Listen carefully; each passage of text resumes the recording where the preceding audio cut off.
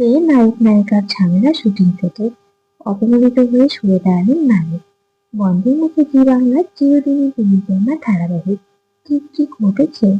আচমকাই খবর ছড়িয়ে যায়, পুরনো ঝামেলা ফের শুরু।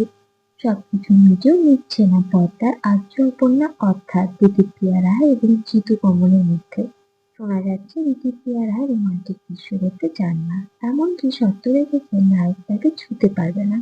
ঋতিপ্রিয়ার শর্ত মেনে এতদিন ক্যামেরায় কাজ সাজিতে চলেছিল রোমান্টিক দৃশ্যের শুটিং। এমনকি নায়ক ফ্লোরে পৌঁছালেও নায়িকা সময় মতো পৌঁছান না। এই নিয়ে ঝামেলা শুরু।